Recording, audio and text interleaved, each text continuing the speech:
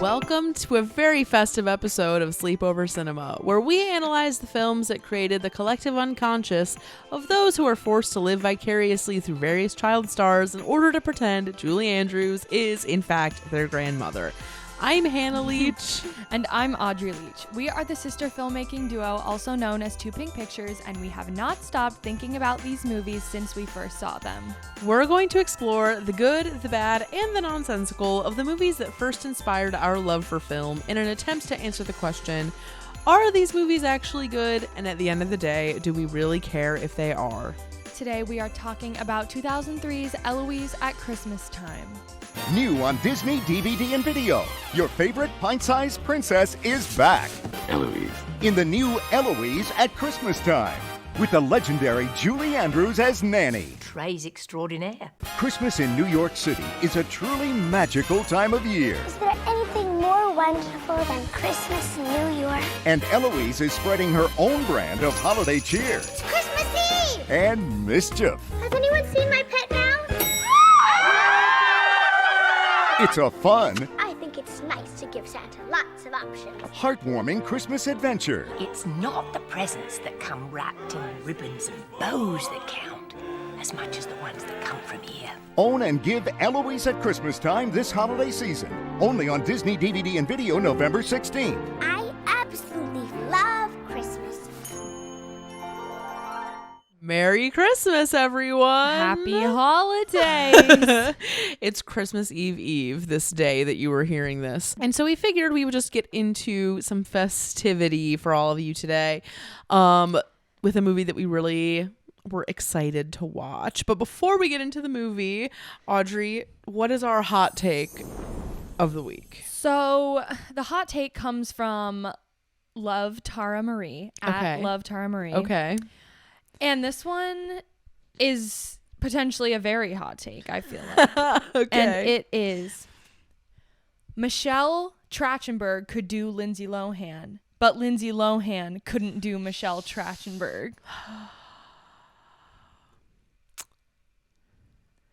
I don't think I agree. No? What do you think? I really had to think about the roles that Michelle has played. I think that...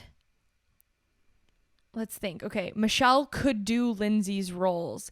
To be frank, either of them could do either of their roles. Yeah, I agree. But I think Lindsay was the right choice over Michelle for the roles that she got. Yes. Like, they needed like a specificity that Michelle can't always bring. However, Michelle's great at being evil.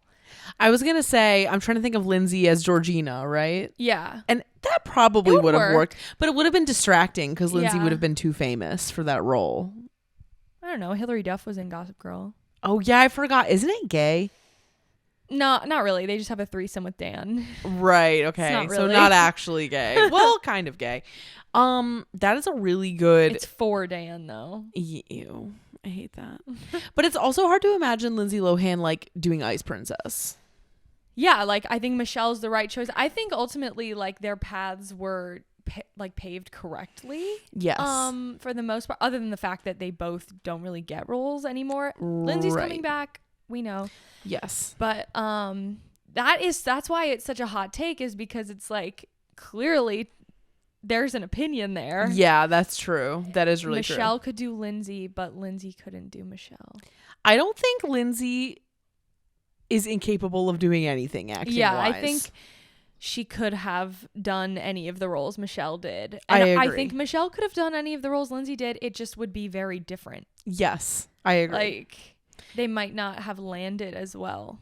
Yeah, I totally agree. So I guess we're saying we don't agree with We that. don't agree with you. Sorry. But thank you Sorry. for pitching that hot take. So now that we have that out of the way and we are warmed up, Audrey, you are guiding us through the facts this time. Yes. Okay, I'm ready.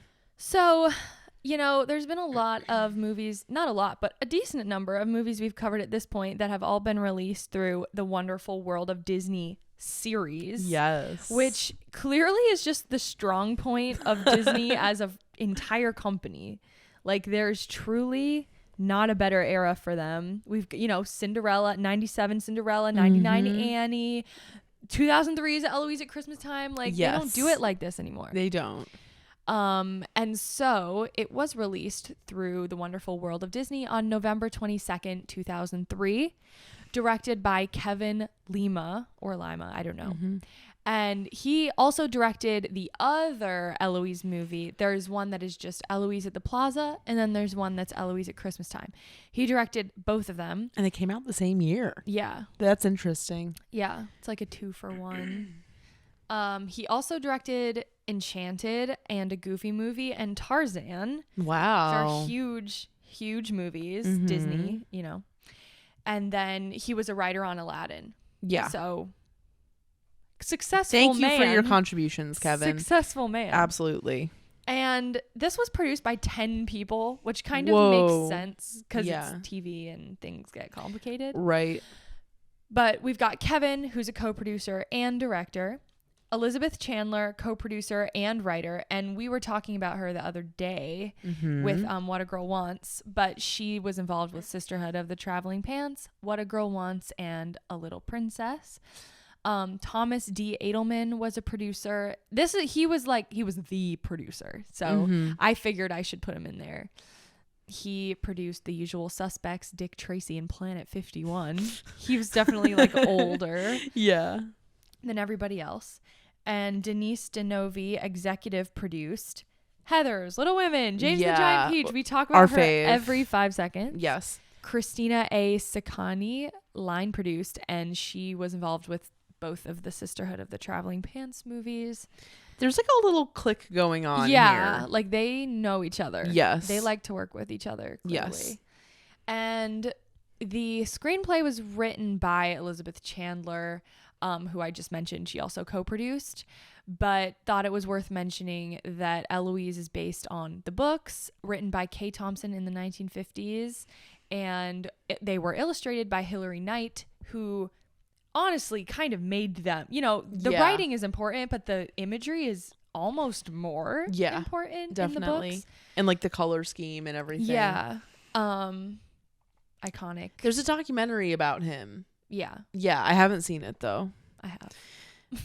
What did you think? It's good. I mean, it's very informational. How dare a documentary be purely informative? Sometimes I wish they were more like just like scenes with the person. Yes, totally. Okay, so the log line for this movie is a 6-year-old girl causes problems for her British guardian, a prince, and a hotel manager.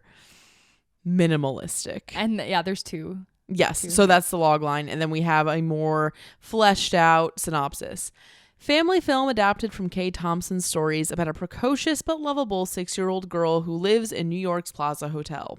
The owner of the hotel's daughter is getting married, but Eloise decides she is marrying him for the wrong reasons and tries her hand at a spot of matchmaking. But will it work? What do we think of that synopsis? That's pretty accurate. I agree. And okay, taglines, there's none. None. Because it was for TV. I Googled like the VHS cover, you know, the packaging, all that stuff. There's no tagline on there. That is so upsetting. At all. That is not good for us. I'm going to invite you to do the cast. Why? Because it's actually your job. Oh, right. Yeah. Of course, we've got Julie Andrews as Nanny. Sound of Music, Mary Poppins, The Princess Diaries. We know. Yes, we do. We know. We understand. Yes, we do. I do not even have to elaborate. And then Sofia Vasilieva plays Eloise. And she's actually not even known for this movie, which I think is great. Yeah. She's known for The Little Things, Looking for Alaska, and My Sister's Keeper. I was kind of expecting it to hit the top 4, but it didn't. Wow. So good for her. Yeah. Gavin Creel plays Bill. And Gavin Creel doesn't have a whole lot of screen credits because he is a theater person. Yes, he is. Through and through. Waitress, She Loves Me, Book of Mormon, originated the role of Jimmy in Thoroughly Modern Millie. Yep. And his voice is great on that soundtrack. He is the archetypal perfect straight white guy musical theater lead. Except he's not straight, but other than that. Oh, he's not? No. Oh, well, he plays straight roles though. Yeah. Okay. He's a Jonathan Groff, which Yeah. is funny because I found out that he dated Jonathan Groff. Really? Yes. That makes sense. And he was in the original workshop of Spring Awakening in 2001. Wow. And he went to Findlay High School, which is in Ohio, and was in the show choir there, Findlay First Edition. And we've competed against them many times. They're a very formal show choir. They're like ball gowns and very dapper. It makes sense. Yeah, it makes a whole lot of sense. So I could go on about him just because I feel like I love him. He's actually. perfect. He's perfect. He's literal perfection. Yeah. And then Sarah Topham plays Rachel Peabody, who is also a theater person. You can just tell. Yes. But she doesn't have any notable screen credits other than Eloise. And then here's where the genius really comes in. Yeah. Christine Baranski as Prunella Stickler, who we've talked about so many times. Yes. I feel like at this point. Yes. She's known for Mamma Mia, Chicago, Into the Woods, and The Good Fight. Enough said. And finally, Jeffrey Tambor plays Mr. Salamone. He is known for Transparent, Arrested Development, and How the Grinch Stole Christmas. Perfection. Casting is one of the strengths of this movie. One of the many. Yes, absolutely. Okay, so budget here. I would normally take us into the numbers. I'm using Audrey's notes. There's no disclosed budget, but Audrey, in her personal opinion, would guess $15 million. I no clue if that's right or not, but I feel like it's kind of right. There really isn't anything particularly expensive seeming except for the sets. Yeah. / do you think that they actually filmed in the plaza? I think they did for some shots for sure. Yeah. But not all of them. Yeah. And then for reviews. It's kind of sad because this was on TV and sort of niche content. Yeah. There's not a whole lot out there. So for some reason, for both Eloise at the Plaza and Eloise at Christmastime, there's one critic opinion on both of them. And the first movie this was the critic consensus. Jeffrey Tambor, Christine Baranski, and Deborah Monk assist in the agreeable proceedings. That is the most disrespectful, dry thing I've ever heard in my life. And then the second movie, it was a marked improvement over its predecessor. So they're saying the Christmas one is better than the first one. Okay. I feel like I've only seen the Christmas one. I've seen both, and the Christmas one is better. Yeah. It's just like, you know, when you add a theme onto something and it just like enhances it so much. Yes, absolutely. Like Christmas edition. It's like that. Yeah. But the audience score. Okay, so audiences loved this one. Well, they favored it. It was a 73% audience score. It was like a decent amount higher than the audience score for the first movie. Okay, well that's good. Yeah. And there are two audience opinions. The first one says, more regal than the Princess Diaries, Julie Andrews looks like a wreck. She does look like a wreck. I actually feel like she's disrespected in this movie in the way that she looks. She's supposed to, though, because that comes straight from the illustrations. Yes. She looks better than the illustrations. Yeah, I'm sure. And then it says, one of my absolute favorite heroines when I was a little girl has been perfectly played to a T by Sofia Vassilieva. The entire cast is marvelous, and though it slips into cheesy moments, what do you expect? It's a kids movie. It's hilarious enough to keep me entertained and livid with envy. Of who? Because they live in the plaza. Because they're just like fancy people. Yeah. Agreeable, honestly. These people live a fantasy life, but like in the best way. It makes it really fun to watch. And now this gossip section, Audrey, what do we have here? We've been through this before, but I broadened it to 2003 because not a whole lot of celebrity gossip in November 2003. Yes. I think everyone was preoccupied Thanksgiving. Okay. So the Britney Madonna kiss, Michael Jackson was arrested, Britney and Cameron Diaz swapped boyfriends. Like it was Britney and JT, it was Cameron Diaz and Jared Leto, and at some point during that year they swapped boyfriends. I can't believe Jared Leto has been relevant for that long. I know. That's so weird. It's crazy. Yeah. And then as far as movies in our genre, in our sector that came out that year, Love Actually, Uptown Girls, Cheaper by the Dozen, How to Lose a Guy in 10 Days, and that one specific version of Peter Pan that Wait, everybody which one? knows. The 2003. Oh, the live action one. Yeah. Okay. So before we get into our next section, there's a couple things I want to talk about. Obviously, we have to talk about what we remember from the movie. So okay, let's just talk about that first. Thoughts? What did you remember before you rewatched it? I feel like we might have gotten this from the library or something. That seems right because to me. we didn't own it. We did not own it. But it was in my mind. Yes. I knew I had seen it because Julie is in it, I'm guessing. Mm-hmm. I don't know. It was like in my brain, but I don't have a whole lot of like specific memories attached to it. I remember it being really good. I remember the musical-esque elements of it.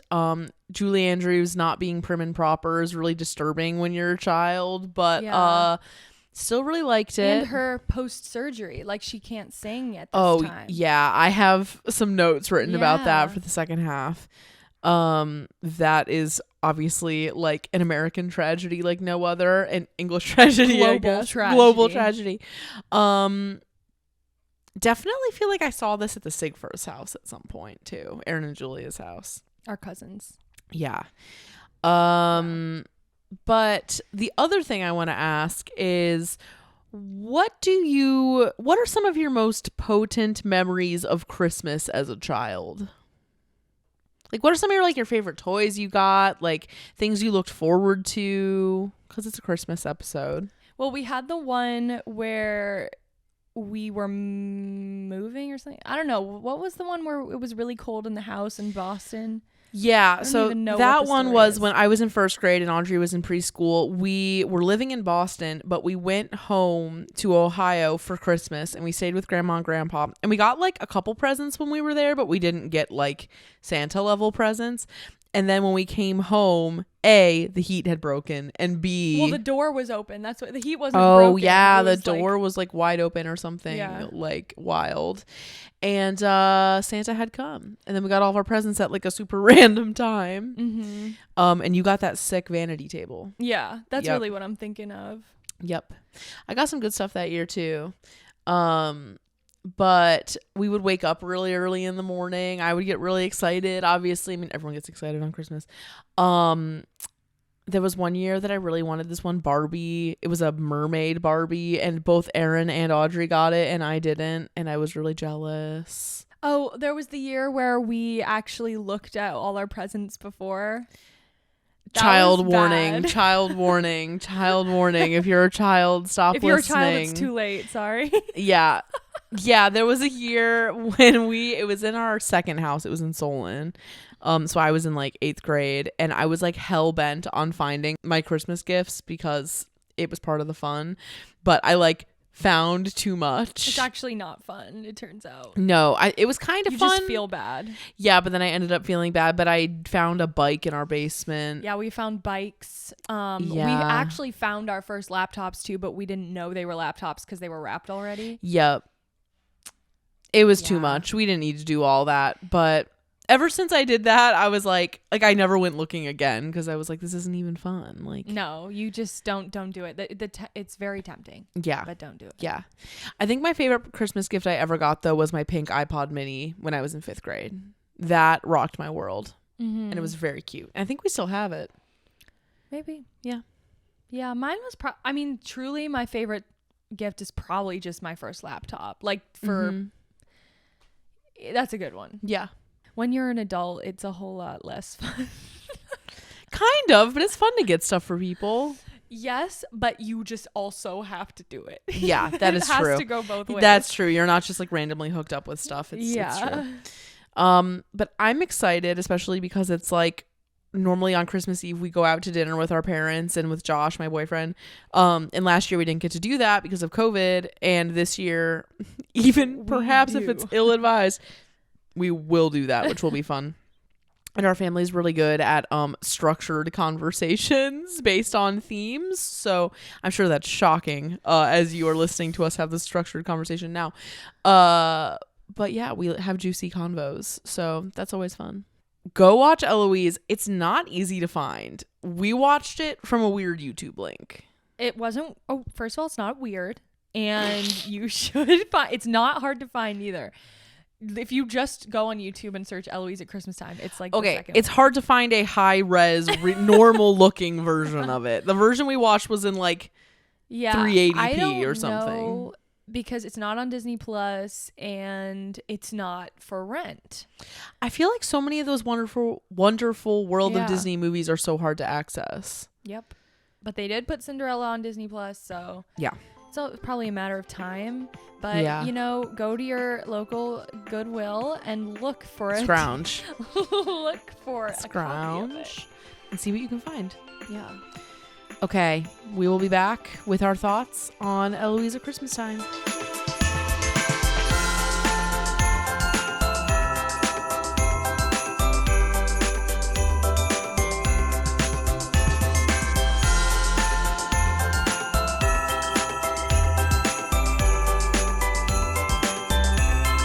We are back for our very special Christmas episode of Sleepover Cinema, and it is time for us to talk about Eloise at Christmastime. It's about to be a positive experience for both of us, I believe. Yeah. Where should we start? Honestly, probably a short episode. Yeah. Because it's a sort of a short movie, and well, it's like average. It's like 90 minutes, but it's so good that I would like to live in the movie. I totally agree with you. How could I possibly have qualms with this? It is like almost even better than I remember. Yeah. Which is so rare. Yeah. It's so good. Literally the only thing that I even dared to put in like worse or whatever is that I just didn't understand the time period. Oh yeah. That was confusing. Yes. Because we have the opened in the 2000s Toys R Us store. I wrote that too. But they are sending telegrams and like using film cameras, looking at magazines from the 1950s. Like, it definitely had to be a situation where they did some sort of like partnership with Toys R Us. Like, I was confused. We are supposed to suspend our disbelief, but she really would have been more at something like what's that one toy store that closed? FAO Schwartz. It's open though now. Oh, nice. Yeah. Okay. That would have aesthetically fit better, but they had to have had some sort of collab with Toys R Us, because you see the whole Ferris wheel and all that shit. Like, it's very like, you don't know what the time period is until that moment. I mean, like, you know the time period of the in-world world, but like when it was made, you don't know until you see that. Mm-hmm. I mean, if you look at Julie, if you know Julie, you look at her, you know the time. Yeah, that's true. That's also true. So should we start with the bad then? Because I have a couple more. Yeah. Firstly, and again, my good outweighs the bad a lot, so I'll keep it moving. But they shouldn't have had Julie sing at all. I know she was supposed to be singing in like a casual, like, I'm not a singer kind of way, but it's like, I think the character's supposed to be bad. It just made me feel weird. Really? Yeah, a little bit. Not you? No, because I think that there's some power. There's like power in her being confident enough to know that her voice isn't what it used to be. Yeah, and I guess still that's true. Sing. Yeah, it just, to me, it was like when I heard it, I was like, did they write this in not fully knowing what happened to her voice? No, like, no. I don't no know. way. It just made me feel weird. Okay. There's that. I hate it in movies when father-daughter duos cannot be platonic, just like What a Girl Wants. I was like, why is Rachel's dad like, you're so grown up? Yeah, like ew. I hated that moment so much. That made me feel weird. At least she wasn't like 12, but still, like, it's weird. It literally felt like that part in Cinderella, like, do I want you because like, it gave me that vibe for like a smidge. With the father? Literally with the father. Oh, weird. The vibe was weird. Yeah. I also thought that the scene where the old lady that Eloise despises just like tells her whole life story because she doesn't understand that it's convenient. Eloise, it was just a little convenient. Yeah. But it's okay because the whole thing is a cartoon. Absolutely. Like, you can excuse anything. Yes. Like that's too convenient. Yes. When they sing 12 Days of Christmas, the alto part is very suspicious. There's sections where it's like not notes, and I just thought that was really funny. And Rachel has no personality, really. Yeah. Yeah. But you know what? Yes. But partially I was like, I kind of get it because from Eloise's perspective, it's like that was something I wrote in my appreciate, is like it actually captures that feeling really well of like when you're a little girl and there's like a young woman or like a teenager who's really pretty or who's just like around you or whatever, and how you like look up to them even if they're actually boring as fuck. You won't know that. Yeah, right. You just like project coolness Yes. onto them. Yes. And that is Rachel's role. That's very accurate. Yeah. I agree. And then my last thing is I was very confused by the ending. It's like, why were they threatening to kick out the old lady if then they were just going to be like, never mind? Like, who paid for it? You don't get that? No, I didn't get it. Oh. Who did that? The owner, Rachel's father. Oh, wait, but then why didn't he just do that in the first place? Because he didn't care then. Oh, well, who made him care? Indirectly, Eloise. How?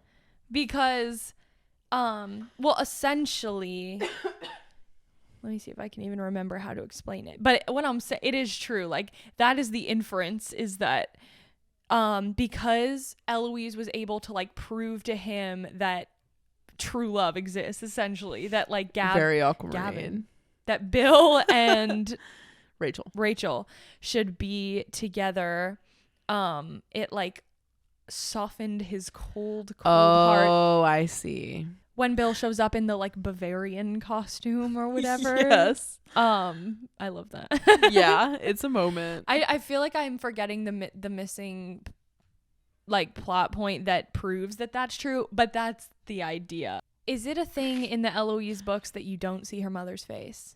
I loved that part. I think yes. It reminded me of Mrs. Bellum from Powerpuff Girls. Yeah, exactly. Yeah. I don't know if that's probably a stylistic thing carried over. Yeah. I kind of like that. I thought it was cool. I don't know why I said that, even though I don't have bad things to say. Okay. Well, if you don't have bad things to say, we should just go right into the good things. I mean, perfect casting. We know. We already said that. Yes. I thought they did a great job translating the tone of the books and illustrations into film language. That involves a lot of like dolly shots that are sped up as they move towards someone, or just like elements that you can add that bring a cartoonish, like larger than life effect. They did a great job with that. I'm actually mad because I'm sure that Julie and Sophia had like the cutest working relationship ever, and I'm mad about it. You're like, could that be me? Actually mad. Yeah. It's the type of movie that makes me tear up for no reason. Yes. Like it's not sad. No. It's literally not sad. I almost felt the same way at the end, actually. Yeah. But I'm like, the joy. It's so joyful. The joy that it's this unbridled. Exudes. Yeah. Holy shit. And it makes me want to go get tea at the plaza. Like, it makes me want to spend money. Is that all you have? Yeah. Okay. Well, I have more specific things. Okay. Eloise is just a very delightful premise in general. Like, precocious young lady living in the plaza, just like, yes, I want to see what she's up to.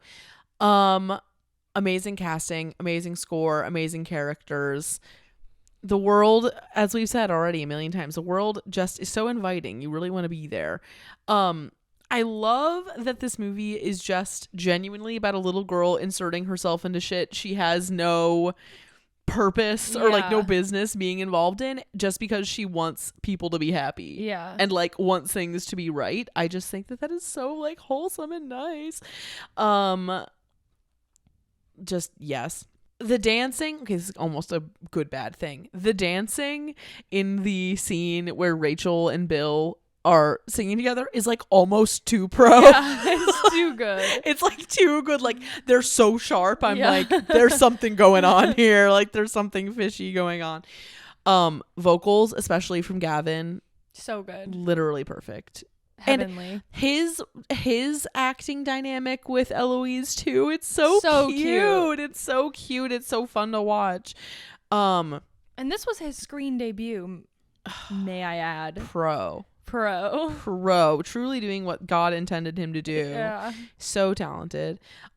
I really loved Julie unnecessarily knocking everyone all over the place. Like when she finds out that Eloise got locked in the cabinet, when she's like barging through the lobby, she's like knocking over every single person, like way more than is necessary.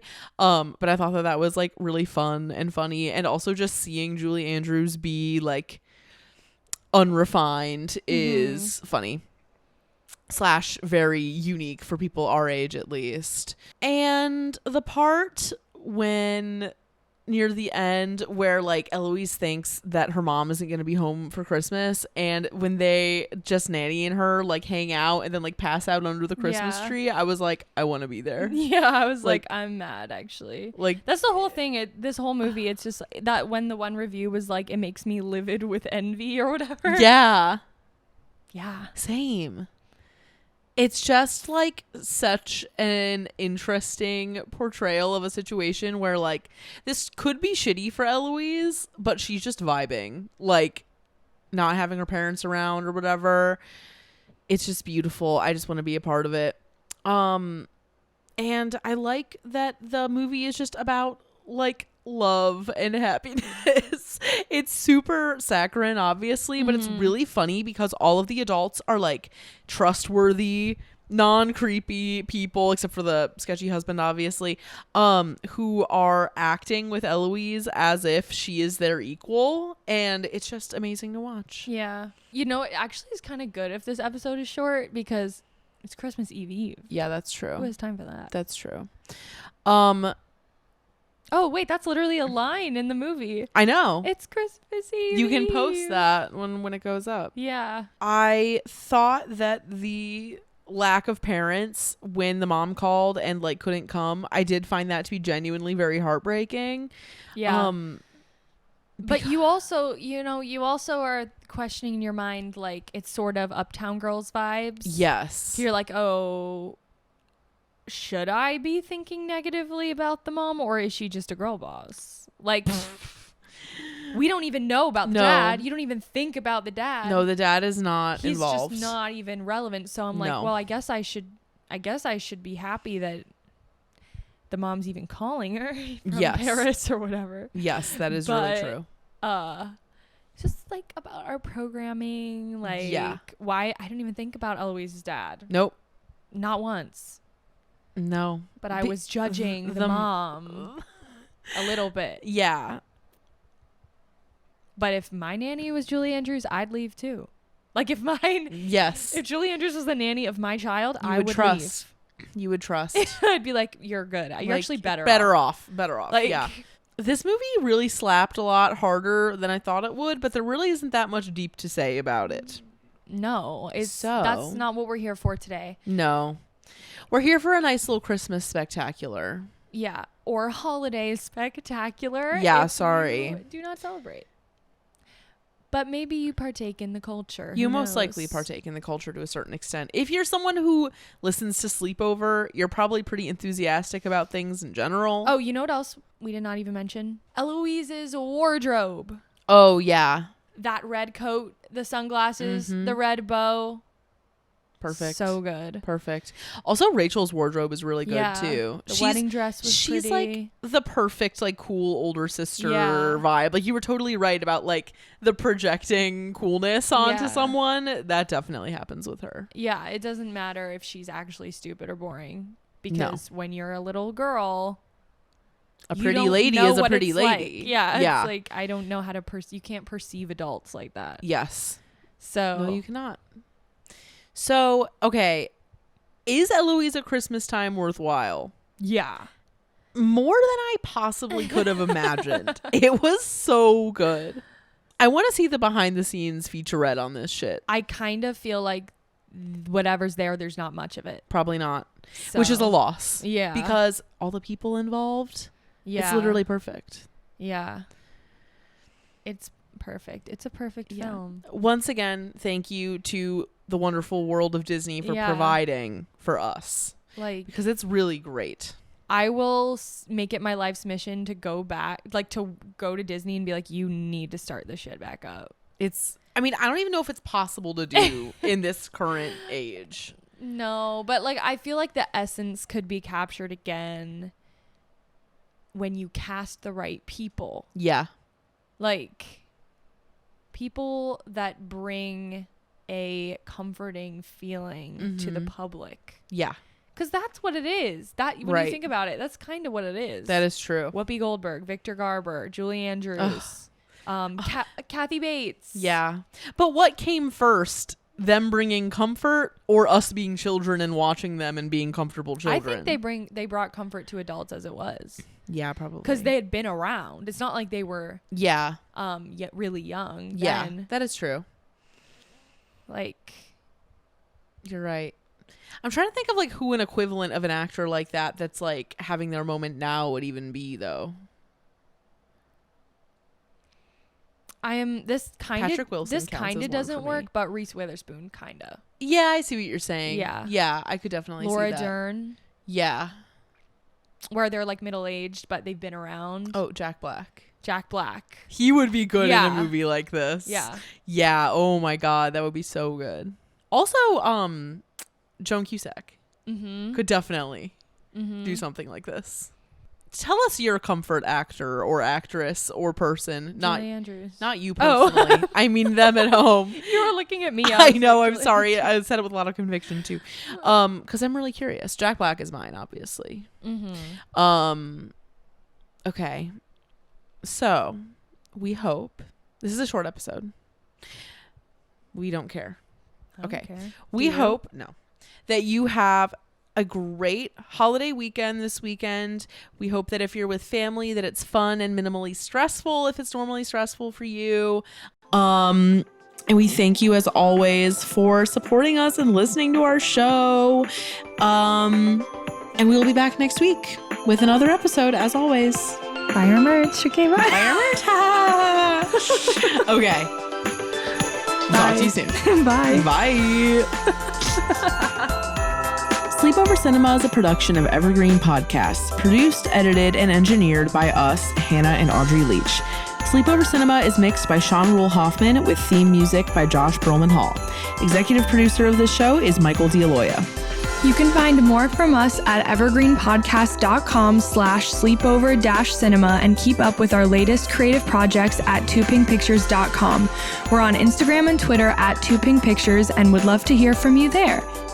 And if you love Sleepover Cinema, if it's become a staple of your weekly routine, or if it's a new show you've been listening to, please leave us a review on Apple Podcasts or share an episode with a few friends. Maybe even both. We'll chat again soon. Bye. Bye.